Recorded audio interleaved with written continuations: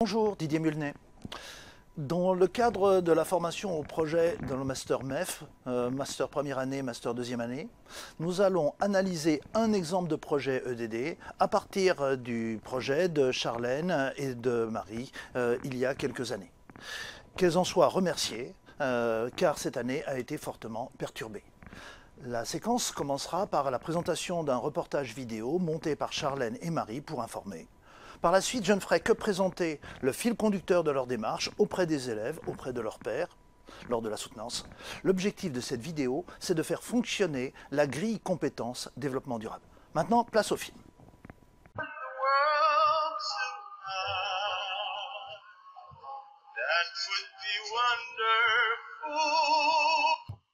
Le jean.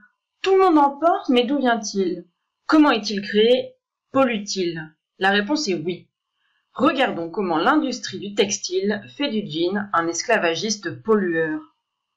Pour prendre conscience de son empreinte écologique, sociale et économique, prenons le cycle de vie d'un jean. Tout commence par la production de la matière première, à savoir le coton. La production se trouve principalement en Inde, en Chine et aux États-Unis. Mais cette production est nocive pour la planète, mais aussi pour ceux qui la produisent. D'abord, car il faut utiliser des pesticides. En effet, le cotonnier est un petit être fragile. Pour qu'il grandisse correctement et surtout rapidement, les producteurs peuvent appliquer jusqu'à 20 traitements sur une même parcelle chaque année. Au total, un quart des pesticides utilisés dans le monde est dédié à la culture du coton. Il existe bien du coton biologique, mais il représente moins de 1% des surfaces mondiales et il est de moins en moins résistant aux parasites. Après les pesticides, le cotonnier a aussi besoin d'eau, de beaucoup d'eau.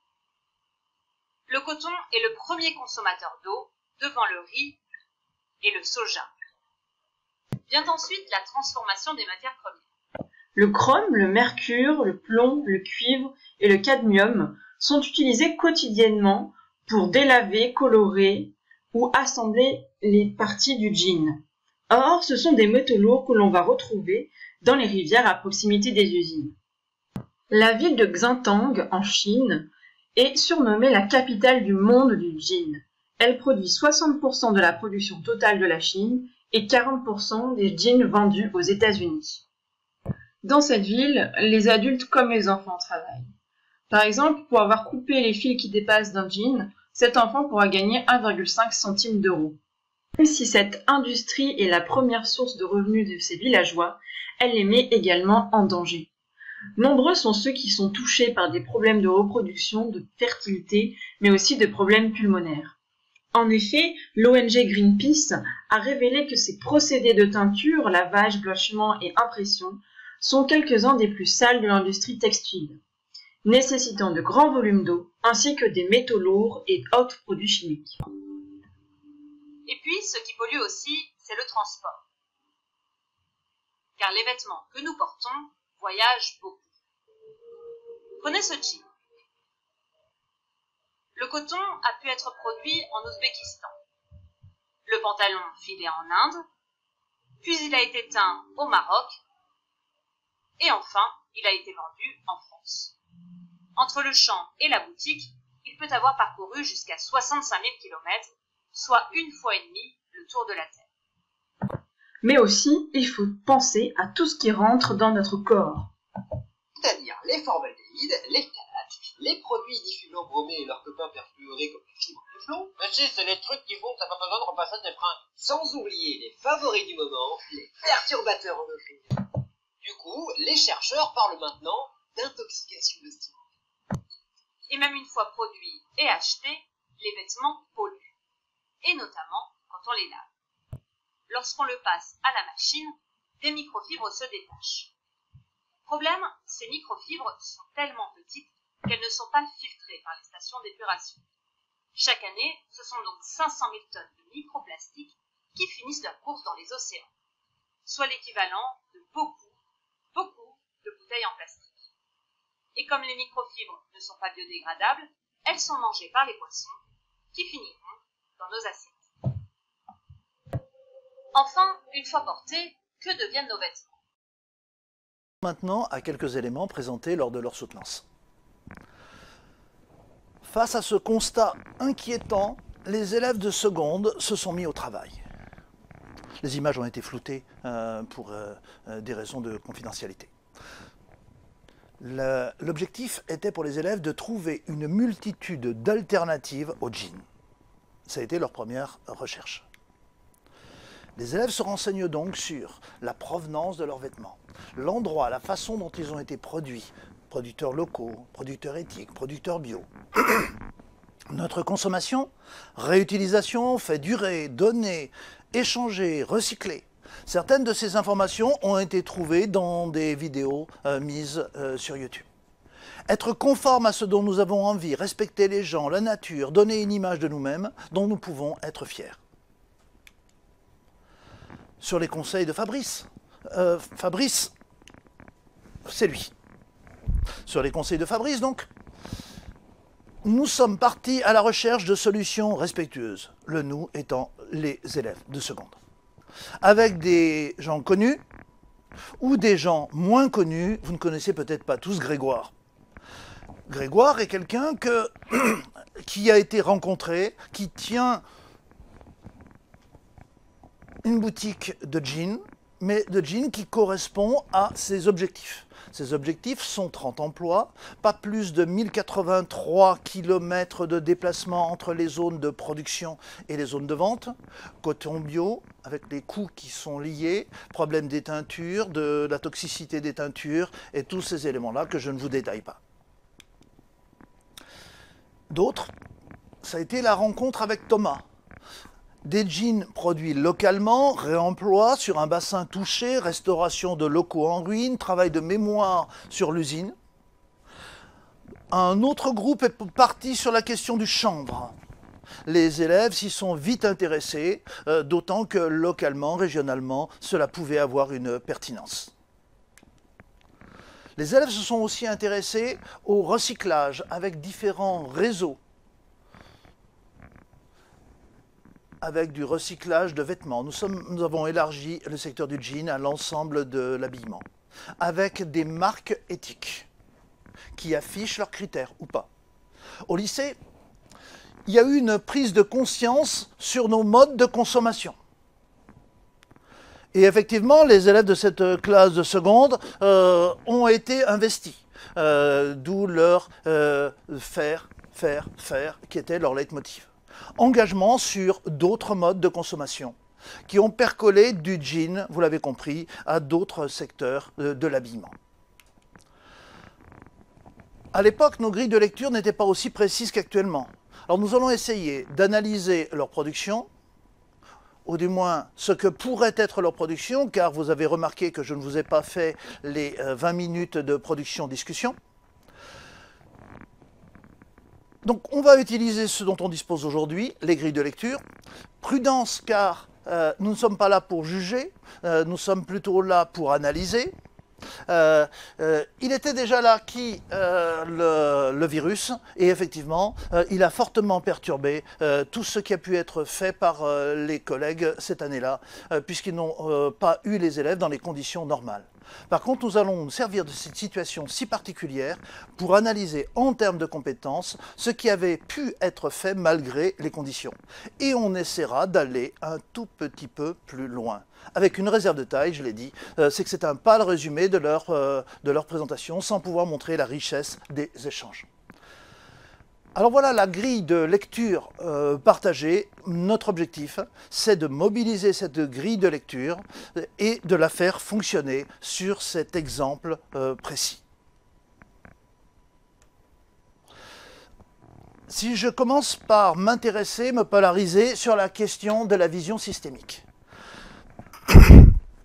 Est-ce que dans ce projet, on a une vision très partielle, très simplifiée du sujet, avec peu d'intégration du temps, de l'espace? Alors ça, bien sûr, je n'ai pas pu vous le présenter, mais le temps a été assez bien traité, car à de nombreux moments, la question du futur a été posée.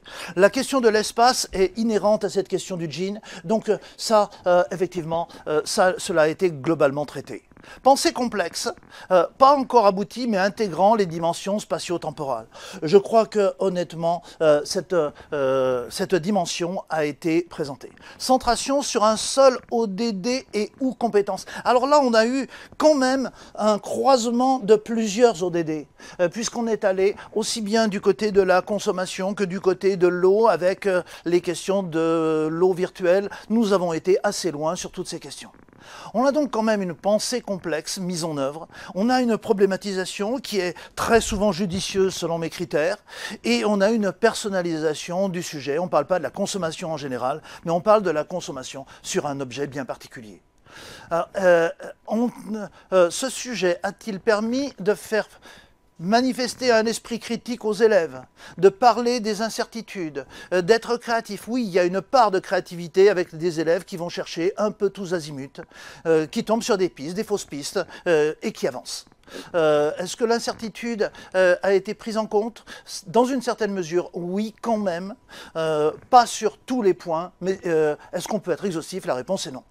Est-ce qu'on a réussi à croiser les cultures scientifiques, humanistes, la rationalité de solutions, mais l'humanité de ces solutions? Effectivement, on est quand même là-dedans. Alors, est-ce qu'on a interconnecté de très nombreux ODD? En fait, plutôt oui. Plutôt oui. Même si ce sujet n'exigeait pas de recouper les 17 ODD. Alors s'il fallait que je me situe là-dedans, vous voyez bien que ce n'est pas une grille qui va d'un côté à l'autre, c'est une grille qui intègre ces multiples dimensions.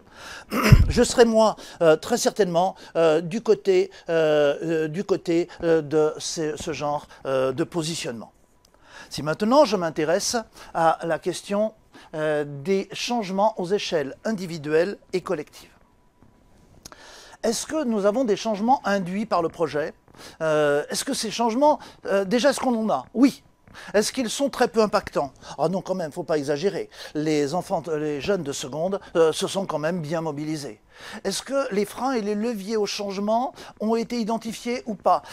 Si, ils ont été identifiés. Donc vous voyez qu'on est plutôt déjà un peu plus loin. Les valeurs sous-tendues par le projet, peu explicites. Si, les discussions des élèves, dont je n'ai pas pu vous rendre compte là, lors de cette présentation, ont été chaudes. Ça a donné lieu quand même parfois à de bonnes prises de bec. Entre les adeptes de la consommation et les adeptes de simples adaptations. Faible complémentarité au sein du groupe. Là, je parle du groupe d'étudiants qui ont produit le sujet. Non, il y avait une très bonne complémentarité au sein du groupe. Et effectivement, ça s'est vu lors de la soutenance totalement. Alors, partage d'un certain nombre de valeurs et de compétences au sein du groupe, oui. Oui, dans le respect de la différence. Changement de type atténuation, adaptation, oui, de toute façon. Est-ce que ça a été plus loin à des changements de type transformation? Globalement, oui. C'est-à-dire qu'on a eu de l'adaptation, le produire mieux, le réutiliser. Mais effectivement, la question a assez rapidement été posée du mode de consommation ou pas des jeans et de leur remplacement par d'autres alternatives. Réelle plus-value collective du groupe, partage, opposition, oui, globalement, mais ça ne se voit que lorsque vous posez les questions à l'oral. Valeur du groupe explicitée au public. Tout le monde, lors de la soutenance, n'était pas tout à fait d'accord avec les valeurs posées par ce groupe. L'important, ce n'est pas d'avoir les mêmes valeurs, c'est de pouvoir en discuter, de pouvoir les argumenter. Véritable collaboration, synergie au sein du groupe avec tout l'ensemble des parties prenantes, et ça c'est quand même quelque chose d'important dans ce groupe, c'est le travail avec des parties prenantes, les partenaires extérieurs qui ont vraiment été mordus dans ce projet. Quant à l'exercice de la responsabilité, les propositions faites dans le... Ah pardon, j'ai oublié. S'il fallait me positionner ici, c'est vrai que je serais assez près de ce genre de positionnement. Exercer sa responsabilité dans un cadre éthique. Les propositions faites dans le cadre du projet sont peu cohérentes, peu réfléchies. Non, il ne faut pas exagérer. Est-ce qu'on a une prise de recul scientifique? Erreur scientifique, discours ambigu, lieu commun, voire fake news? Non, vos deux collègues ne sont pas tombés dans le piège de l'information non pertinente. Proposition assez cohérente, mais un peu difficile à mettre en œuvre. Bon, ben là, c'est vrai que c'est plus ou moins, parce que les élèves, cette année-là, il leur était difficile de s'engager sur des actions concrètes, Covid oblige. Difficulté pour les participants à pouvoir agir, exercer leur sens critique, s'engager, contenu idéologique. Non, non, il n'y avait pas de dérive de cette nature. Si maintenant, est-ce que la posture des personnes qui ont présenté était clairement identifiable? Oui, cette transparence, elle l'avait du début. Partage critique de différentes valeurs, respect de certaines valeurs universelles. Il y a eu tout un petit chapitre sur le travail des enfants qui était fort intéressant et qui justement montrait cette différence entre la production par des enfants dans des pays que je ne nommerai pas en Asie. Effectivement, il y avait une sensibilité posée là-dessus. Et ces questions sont d'ailleurs remontées lors de leur présentation et des échanges avec la salle. Posture éducative du groupe, oui, il y avait une grande écoute. Partage des valeurs de la République, oui aussi. Exercice critique de sa responsabilité vis-à-vis du monde de demain, oui, ceci a été, c'était en effet le cas. Recul critique sur les valeurs portées par le projet, globalement oui. Véritable éducation à la responsabilité, c'est-à-dire prise de conscience, le care, l'empowerment, ça n'a pas pu être réellement développé là, dans ce projet-là. Ce n'est peut-être pas si grave, d'autant que tout s'est passé pratiquement à distance. Véritable recherche de sens pour les actions proposées. Oui, ce recul-là a quand même été globalement. Et donc, s'il fallait que je me positionnerais quelque part par là ou quelque part par là. Peu importe, je pense qu'on n'en est pas au quart de point. Il ne faut pas le voir comme ça. Maintenant, je resterai quand même un petit peu plus réservé sur cette partie-là. Car les conditions cette année-là, vous le verrez vous l'avez vu dans le film, il y a effectivement des problèmes qui étaient liés au fait que ces gens ont travaillé pendant une année, toujours à distance, mis à part la première séance, et avec une présence épisodique des élèves, majoritairement mis à distance. Alors, conception et façon d'aborder le projet peu attractive, ah non, c'est quand même intéressant. Alors, ce projet est plutôt intéressant et vous donne envie de lui donner des prolongements. Globalement, moi, ce qui m'intéresse, c'est que ce projet a fait des petits. À savoir que, globalement, ce projet, je l'ai retrouvé, repris par d'autres personnes. Et quel est l'objectif de nos projets? C'est que d'autres aient envie de les faire et de les transformer. Scénarisation attractive du projet. Leur façon de faire, c'était de faire un film d'information, présenté tout à l'heure, faire un film d'information, de mettre les élèves en recherche, puis ensuite de les mettre en action. La dernière partie a été un petit peu tronquée pour cause de Covid. Coopération, donc essai de mise en œuvre du projet, ben, plus ou moins, mais c'est difficile. Méthodologie transposable, je crois que oui. Médias de présentation, alors là je mets bof, mais il faut relativiser parce qu'il y a eu des problèmes, il y a eu des problèmes de son. Bonne articulation entre le média proposé et la présentation orale du projet. Oui, ça avait donné lieu à un très grand nombre de questions. Et oui, effectivement, les artefacts que l'on voit, c'est est-ce que vous avez envie de poser des questions ou pas? Est-ce que le sujet vous a intéressé? Et donc, dans le partage et la communication, voilà des critères qui vous permettent de vous positionner. Alors, présentation sobre avec des maladresses, oui, plus ou moins, c'est cet aspect-là qui éventuellement est discutable. Échange poli avec une certaine écoute, mais sans véritables échanges, non. Il y a eu de véritables échanges. Et donc, globalement, nous avons, alors, même si nous n'avons pas une grande qualité du média, on a eu une coopération au sein du groupe, communication avec les autres groupes, oui. On a eu une valorisation du projet, oui, quand même, notamment qu'on avait des partenaires extérieurs. Est-ce qu'il y avait une force de... Oui, plus. On avait affaire à des gens motivés. Qualité d'écoute du public et prise en compte compte des questions posées. Oui, il y avait une grande qualité d'écoute. Perspective ouverte pour les échanges. Oui, dès l'instant où ce projet a donné en fait lieu toujours. Et donc nous nous situons quand même encore dans ce genre de gamme pour tenir compte des difficultés. Il ne faut pas oublier que dans un projet, il y a des choses que l'on a envie de faire, il y a des choses que l'on n'a pas pu faire. Et vous en serez vous-même conscient en articulant bien ce qui a été fait réellement dans la présentation et ce qui pourrait être fait si vous en aviez totalement les moyens. Concernant l'analyse des pratiques professionnelles, soyons clairs, ceci va donner lieu à une interprétation différente selon qu'on est en Master 1, où on a peu de recul sur les pratiques professionnelles, et en Master 2, où on a déjà beaucoup plus de recul. Là, effectivement, ces collègues étaient en Master 2, et effectivement, elles avaient des élèves, du moins elles auraient pu avoir des élèves sans Covid, et globalement, elles ont bien explicité leur choix, leur stratégie, en fonction des contextes, même si à l'époque, le recul qu'elles avaient sur les questions d'éducation au développement durable, de formation, de sensibilisation, n'était pas encore dans les outils qu'on leur avait apportés.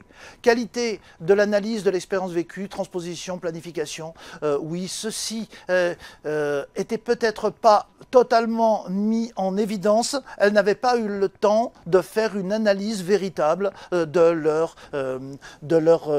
leur projet. Et donc, je me situerai éventuellement quelque part par là.